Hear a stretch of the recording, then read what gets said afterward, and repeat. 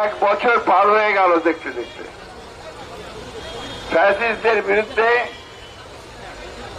আমরা দীর্ঘ 15 বছর সংগ্রাম করেছি, লড়াই করেছি এবং সব শেষে ছাত্র জনতার গণ অভ্যুত্থানের মধ্য দিয়ে আমরা ফ্যাসিস্ট হাসিনাকে দেশ থেকে বিতাড়িত করতে সক্ষম হয়েছি। এই এক বছর পরে আজকে এই শাহবাগের এই চত্বরে দাঁড়িয়ে স্বাভাবিকভাবে আমরা সবাই কিছুটা ভাবাবেগে আপ্লুত। কারণ এই দীর্ঘ বছরে আমাদের বহু সহকর্মী আমাদের কাছ থেকে চলে গেছে, তাদেরকে হত্যা করা হয়েছে। ছাত্র দল, যুব দল, স্বেচ্ছাসেবক দল, বিএনপি, শ্রমিক দল, প্রায় সব অঙ্গ সংগঠনের নেতা কর্মীদেরকে সারা দেশে নির্মমভাবে নৃশংসভাবে হত্যা করা হয়েছে, গ্রেফতার করা হয়েছে, অত্যাচার করা হয়েছে, নির্যাতন করা হয়েছে। এবং এই জুলাই মাসে আমাদের দলের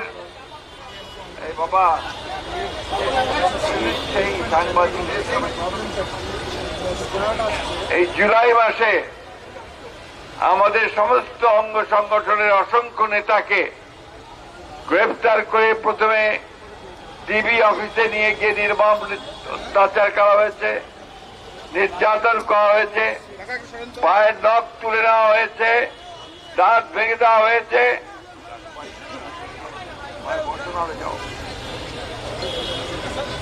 তোলা হয়েছে। কিন্তু কেউই একবারের জন্য আত্মসমর্পণ করেনি।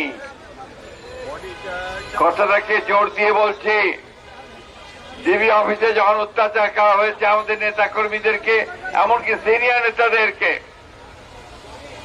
তারা একজন আরেকজনকে সাহায্য করার চেষ্টা করেছেন। প্রচন্ড নির্যাতনের পরে যখন ধাক্কা দিয়ে তাদেরকে সেই সেলের মধ্যে ফেলে দেওয়া হয়েছে, আরেকজন তার সেবা করার চেষ্টা করেছেন, সুস্থতা করার চেষ্টা করেছেন। প্রিয় সহকর্মীরা, সহযোদ্ধারা, এই কথাগুলো এই জন্য বলছি, আমাদের কোন নেতাই কিন্তু সেদিন কোন মুচলেখা দেন নাই। আমি এই জন্যই এতক্ষণ এই কথাটা বললাম। আজকে টেলিভিশনে, আজকে পত্র পত্রিকায় বারবার করে সেই ডিবি অফিসের ছবি দেখানো হয়। আমাদের যে নির্যাতিত নেতা কর্মীরা, যাদের নখ তুলে নেওয়া হয়েছিল, হাত ভেঙে দেওয়া হয়েছিল, ঝুলিয়ে পিটিয়ে মারা হয়েছিল, এমনকি আমাদের সিনিয়র লিডার টুকু সাহেবকে পর্যন্ত সেদিন ছাড় দেওয়া হয় না। কই আমাদের সাংবাদিক ভাইরা তো তাদের ছবি চাপে না। আমি অনুরোধ করব, প্লিজ, কালোকে কালো বলবেন, সাদাকে সাদা বলবেন, এবং যার যে অবদান আছে সেই অবদানকে স্বীকার করবেন। আমরা কেউ এই মুচলেখা দেয়নি, কোন অত্যাচারের মুখেও দেয়নি। বন্ধুগণ, আজকে এই দিনটি এই জন্য আমাদের কাছে খুব অত্যন্ত গুরুত্বপূর্ণ।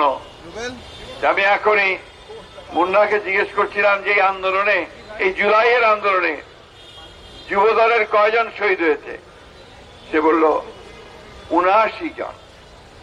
ছাত্র দলের তার কয়েকদিন আগে প্রোগ্রাম করেছে, ছাত্র দলের ১৪২ জন। গোটা বাংলাদেশ সেদিন নেমে এসেছিল। শুধুমাত্র কোন কয়েকটি দল, কয়েকটি ছেলে, ছাত্র নয়, সেই ৫ বছরের শিশু থেকে শুরু করে ৯০ বছরের বৃদ্ধ পর্যন্ত সেদিন এই ফ্যাসিস্ট হাসিনার বিরুদ্ধে রাস্তায় নেমে এসেছিল বন্ধুগণ। এবং তারই প্রমাণ আমরা দেখতে পাই যে আজকে এখনই একজন ছেলে, সে সামনে এসেছিল আমার, সে দেখতে পায় না, তার 2 চোখ চলে গেছে। এইরকম প্রায় ৩০,০০০ ছাত্র জনতা, শ্রমিক, যারা হাসিনার নির্দেশে সেদিন পুলিশের গুলিতে নিহত হয়েছে, শহীদ হয়েছে, অঙ্গ হারিয়েছে, চোখ হারিয়েছে, অন্ধ হয়ে গেছে। এই যে এত ত্যাগ, এই যে প্রায় 2000-এর উপরে আমরা মানুষ হারালাম, ছেলে হারালাম, তরুণকে হারালাম, এই যে আমরা প্রায় 30,000-এর বেশি অধিক আমাদের নেতা কর্মীরা অন্ধ হলো, পঙ্গু হলো, তারা একটাই তো লক্ষ্যটা হচ্ছে যে ফ্যাসিস্ট হাসিনাকে বিদায় করে এই বাংলাদেশে এক গণতান্ত্রিক রাষ্ট্র ব্যবস্থা প্রতিষ্ঠা করা।